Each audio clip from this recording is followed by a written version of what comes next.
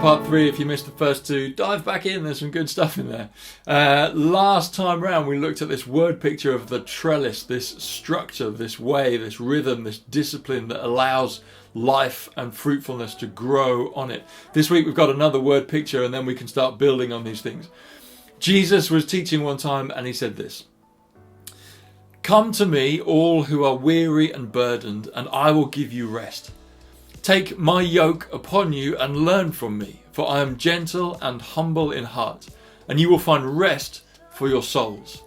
For my yoke is easy and my burden is light." The first half of that sounds so appealing, huh? You're like, yeah, I'm with you, Jesus. I am weary. Anybody else feel weary? Yeah, I do feel like I have a burden on my shoulders, which at times is unsustainable. I'm in with this rest you talk about. And then Jesus starts talking about a yoke. And those of us in our culture and in the time in history that we live, we're like, whoa, what is he talking about? I was with him for the first bit. I can track back in when he finishes off that sentence with this lightness and this gentleness that I so long for. But what's the yoke? Well, a yoke was, in that time and in some cultures still is, it's a farming tool.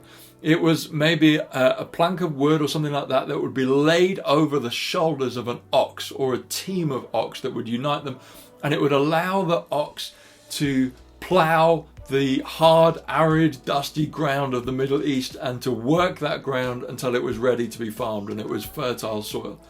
It's a work implement. It's something that enables you to shoulder a burden.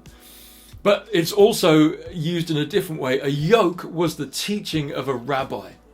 Jesus was a rabbi, a religious teacher. And so what would happen was there would be this instruction from God. And then one rabbi would interpret it in one way and a different rabbi would interpret it in another. And we, the listeners, would choose which rabbi we wanted to follow. So for instance, there might be a command that says, "Thou shalt not murder." And Rabbi A says, well, I think what I understand about that is that God wants us to take all human life seriously, and so we just don't murder people.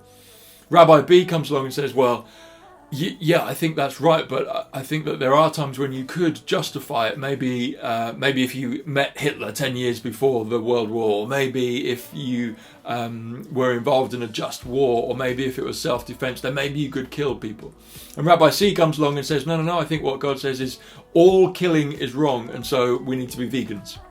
And so you would listen to Rabbi A, B, and C, and you think, oh, which one do I think it is, and which one do I want to follow? And their teaching that you followed was called their yoke.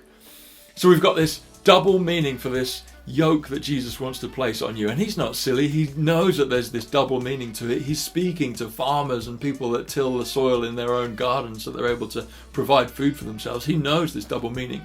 And so he says, here's my yoke that I'm going to rest on you. It's a work implement. It's a way of getting through life. It isn't escapism. It isn't moving to a monastery or to a cave in the middle of a forest. It's a work implement. We know you still have to do the school run and go to work and turn that project in and try and get promotion and put bread on the table. We're not asking you to escape that. We're asking you to work within it in a way that gives life. And here's my teaching, says Jesus. Here's my rabbinical teaching, which is how I want you to understand God. So now we've got a foundation to build on. We've got our 3 foundational truths that are particular to many of us around St. Mark's and maybe to you watching. We've got this picture of a trellis, and we're beginning to say, are there systems, are there ways, are there habits, are there rhythms, are there teachings that I could implement on purpose and put into my life, not just intend to, but put into, which would lead to life and growth and health and beauty and joy. And is there maybe in the teaching and in the way of Jesus an example of this trellis, an example of things that we could do that will build life into us?